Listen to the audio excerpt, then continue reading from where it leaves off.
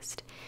It's been a little bit since I have done one of these, and I've gotten a couple of requests to do it, although I was gonna do it anyway, you know, but I finally have a list together of some things to talk about with you. We're gonna talk about things that I have finally finished, things that I'm currently still watching.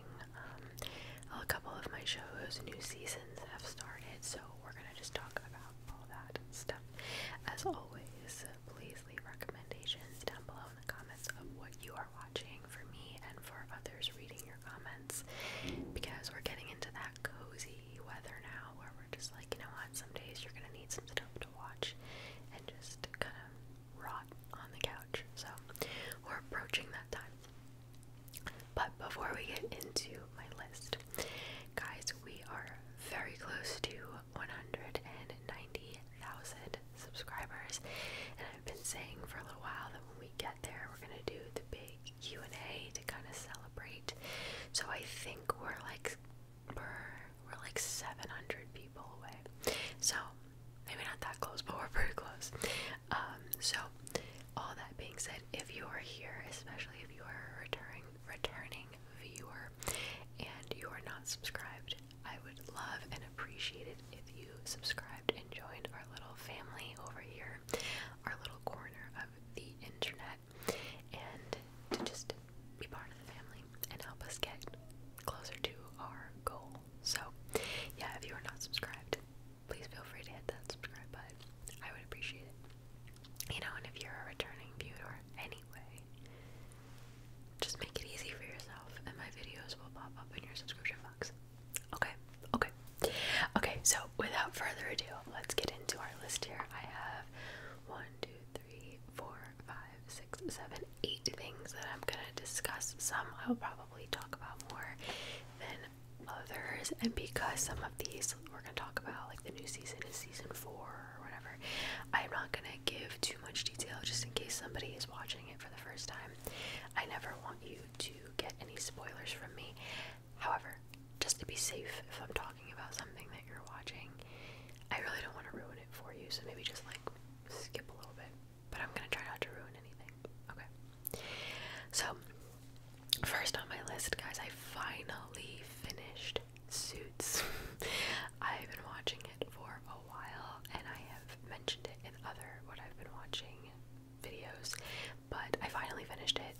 It's 9 seasons, and it worked out perfectly because when I first started watching it, only the first 8 seasons were on Netflix, and like I said, the timing was perfect. I got to the end of the 8th season, and I only had to wait 1 week for Netflix to bring season 9, and it just worked out really nicely, so I didn't have to wait like a lot of people did.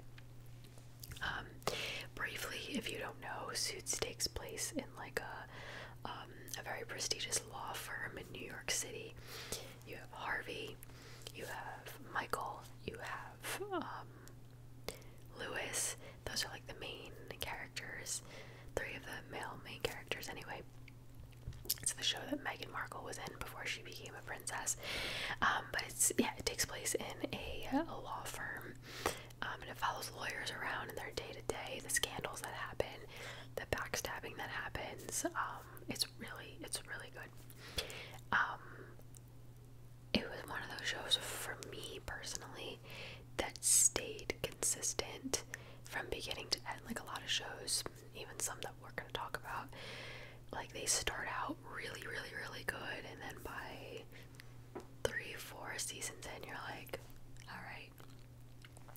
This actually stayed pretty consistent, if not got better as I kept watching, and I think because it's so many seasons, you fall in love with the characters, and it just becomes so like comforting to watch, where this show actually took me a while to get into, and then by the time I got to like season 2, season 3, I was like, okay, I love this. So I finished that show finally, and it was so good. So if you like drama and you like law, that'd be a good show for you. Okay, the next one, I don't think I've spoken about this at all, I don't think, but I watched watched Prison Break. It's 5 seasons. I briefly saw episodes here and there when I was much, much younger, probably too young to be watching that show, but I did remember it from when I was younger. I think it started in like 2004 or 5, so I was pretty young, but all the seasons are on Netflix, all 5 seasons, and I watched it all the way through. I will stand firm in saying that season 1 of Prison Break is probably one of the best seasons of any show I've ever seen. It's like, it was one of those shows where I could not stop watching it. Like, I was hooked. I love, and people are always surprised, I love like action things that are like sometimes a little hard to watch, like things like Sons of Anarchy, Prison Break, like those things like that just hook me for whatever reason, and I just love them. Sons of Anarchy, again, another show that I was obsessed with. I finished it. I've spoken to you about that before, but I love shows like that. So the first season, man, hooked me so good. This is one of those shows that by season, definitely by the end of season 2 into season 3, I was like, alright. A lot of it just gets repetitive because a show like that is about one specific thing, and it's kind of hard to create multiple seasons. The fact that they got 5 seasons out of it is pretty impressive, but by season 4, season 5, very far-fetched. There were many instances where I was like, okay, obviously it's a show and it's not supposed to be super realistic, but it was a little too much for me sometimes. Sorry if you hear that. I think that's a garbage truck like a block or 2 down, but I can hear it. I apologize for that humming. But anyway, essentially Prison Break is about a very smart man. He's an engineer, and he gets arrested purposely to go to jail with his brother, the same jail that his brother is in. His brother is on death row, and he wants to be put into this jail so that he can break his brother out. And then there's a lot that comes with it, and he actually built or designed the prison that his brother is in.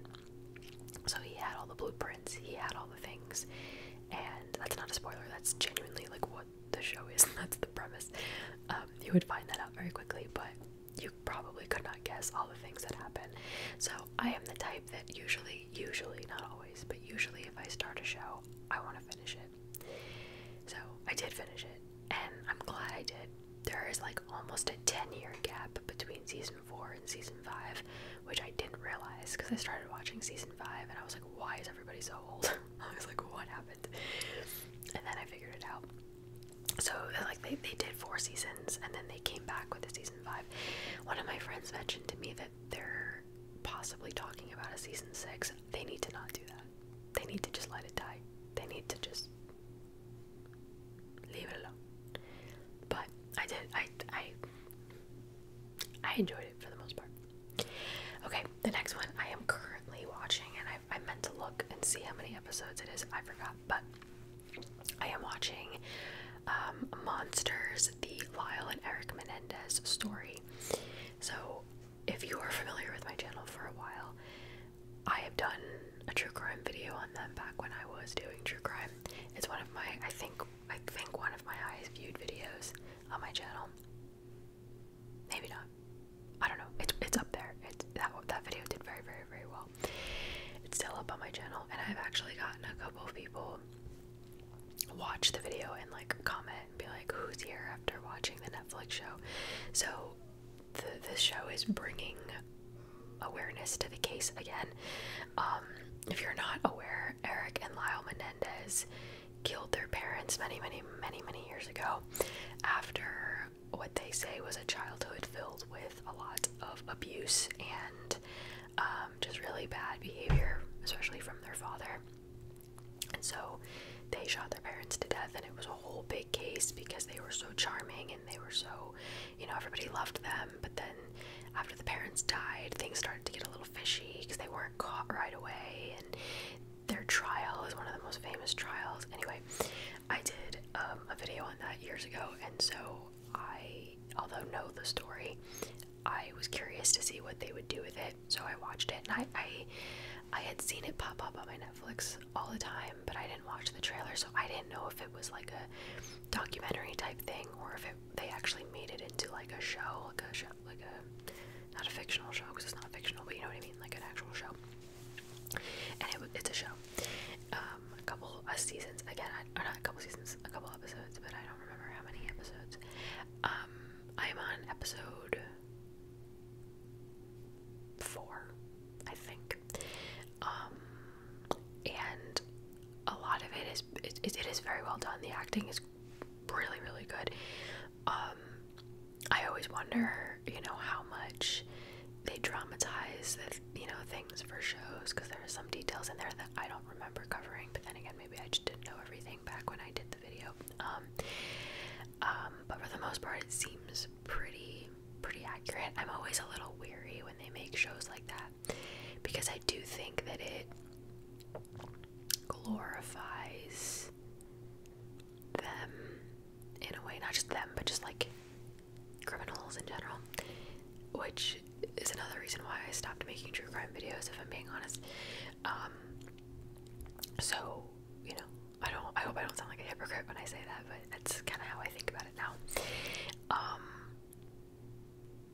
And I mean, I'm not going to get too much into it, but if everything they're saying is true, which it probably is, they did have a horrific childhood that no one should have to go through. So I'm not taking that away from them. Like, I genuinely feel awful for them. No child, no teenager, no young adult should have to go through those things. But at the end of the day, I feel like it was the same thing with Gypsy Rose. Like, we have to remember that they did still shoot their parents multiple times in the face. And, well, Gypsy didn't do that, but you know what I mean? She killed her. She was part of her mother's murder. Anyway, I'm not getting too much into it. I just think we have to be careful when we make certain things, but, I watched it, so I can't talk about it too much.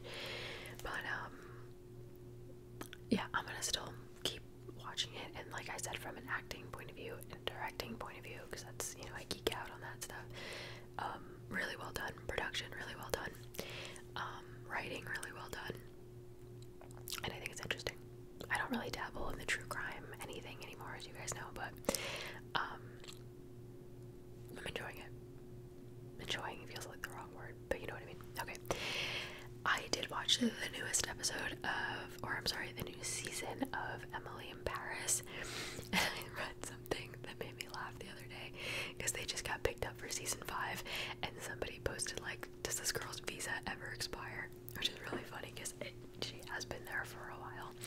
Emily in Paris is a very lighthearted, kind of fluffy is how I would describe it, a fluffy show with this American girl. I don't even remember how she got there in season 1. She takes an internship or a job somehow in Paris. She gets out of a bad relationship, takes a job in Paris, and then she's just there now. And so she has to adapt to the culture and the language, and she works for a marketing firm or something, like a marketing agency. And she is navigating her love life, because of course she has multiple love interests and friends and all that. So I do kind of say it's like fluffy. It's one of those shows that I don't have to think about too much. I just kind of put it on, which is why I like it. And it stars Lily. Oh, what's her name? You guys know, you can tell me. I forgot her name. I know her name, I just don't know it right now. But I'm glad people are finally starting to agree with me, because I'm not gonna put spoilers, but like, her dynamic with her relationship with a certain someone at the end of the last season and beginning of season 4, I always thought was toxic and not good. And so I'm glad finally people are starting to see that as well. And now she met somebody who actually seems really good for her. And they definitely left season 4 off with like a cliffhanger of her starting a new chapter in her life that may or may not no longer be in Paris. So that's all I'm gonna say. I don't want to like ruin it for anybody, but it's a good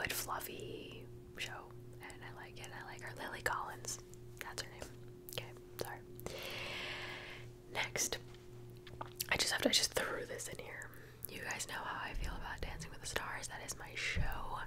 It is the one thing about me. I have watched all 33 seasons. I love it. It's just like the finale is like my Super Bowl. I just love it. It makes me happy. I love the music. I love the dancing. I love the people. I love the costumes. I love all of it. And so season 33 started. I think we're 2 weeks in, and it's supposed to be on tonight. I'm filming this on a Tuesday. It's supposed to be on tonight. It's on every Tuesday at 8.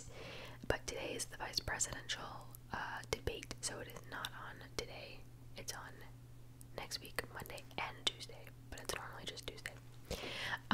So it's not on today, and I'm sad. But season 33, I will admit, in the beginning, I was like, who is this cast? I don't know the stars. I don't know, like, they're all famous, but I only knew like a handful of them. This is one of my favorite casts I have seen in a long time on the show as far as the celebrities go. If you're not familiar, I'm sure you are, but Dancing with the Stars, a professional dancer gets paired with a celebrity, and that is their team, and they dance together, and they have to learn how to ballroom dance, and they get scored every week, and you vote to keep your favorites in, and then the people that don't get enough votes get eliminated until there's one champion. It's so good. It's so good. So this is one of my favorite casts that I've seen in a long time. There's 2 Olympic gold medalists. There is The Bachelor and The Bachelorette, the last ones. There's an NBA star. There is a couple actors.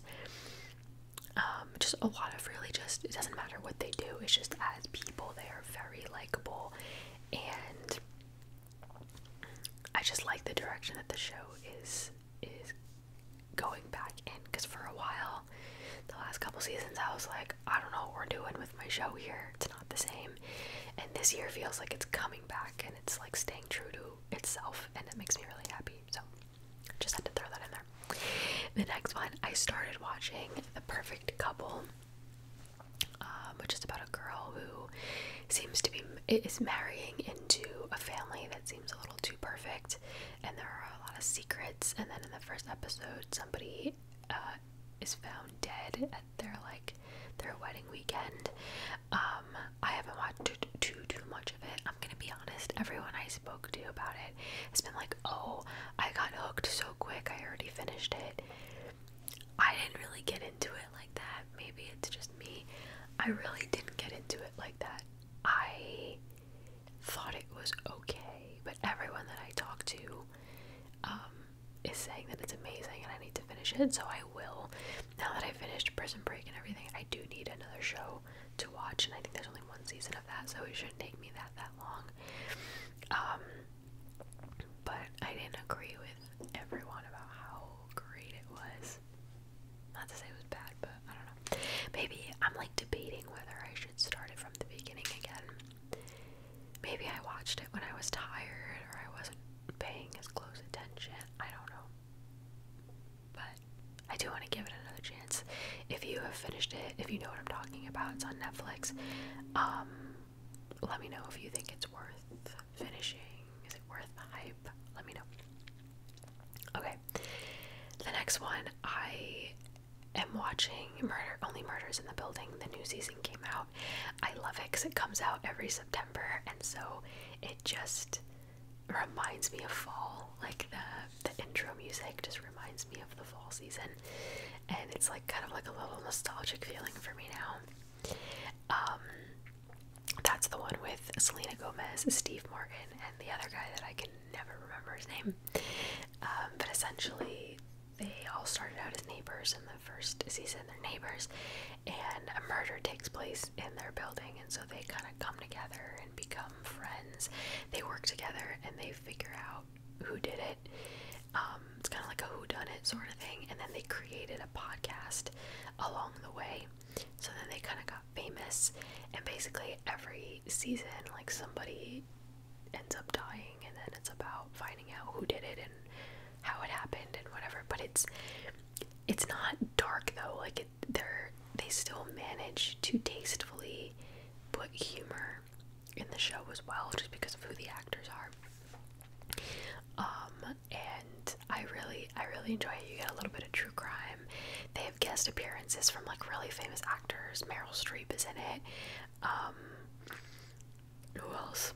There have been a couple people that have kind of like been thrown in there. Jane Lynch. What is his name? I'm so bad with names today. The guy who played Ant-Man. What is his name? Anyway, he was in it for a while. It's a really good show. So if you like true crime, if you like comedy, if you like Steve Martin, and Selena Gomez, you would really like it. It's on Hulu, and the episodes are pretty short. They're like half hour. They're not super long. I really like it. It's good because you get a little bit of mystery. You get a little bit of everything. It's good. And then lastly, my coworker and I, on our break, we're still watching Once Upon a Time, but we're watching it obviously at a snail pace because we're watching it at work, and if it's a busy day at work, obviously we're not going to watch. So lately we've been watching, like, on average, an episode a week. 1 episode a week. It's very slow. And there are like 8 seasons. We are on, I think we're midway through season 3. And so Once Upon a Time, it did air on ABC years ago. It's about fairy tale creatures and like the story, like the Disney characters and all the characters that we grew up reading about. You know, of course, all the princesses, but like Rumpelstiltskin, Peter Pan, Captain Hook, you know, all those fairy tale creatures that we all read about. So they all live like in the real world, and at first like don't really realize who they are, or like that they're not actually in their world. And so now at this point that I'm watching, they are kind of becoming, they're aware of who they are and kind of what reality is, and that's all I'll really say. Again, first season, phenomenal. It's still really good. Do I think it's as good as season 1 was? No, but it's pretty good. I have heard it's another one of those shows where I have heard that it starts to drag, and I do feel like we're getting there already. Like certain storylines just take way too long to get through, and then they'll throw in an occasional, like another character, and you're like, well, what does this one have to do with what's happening right now? And it feels like it's moving a little slow. But I do think the writing is still good, and I like the acting, I like the actors, and we're still gonna keep watching it. I'm glad my coworker got me into it. It's good. So I don't know if I said it, but that's also on Hulu. So that is my list.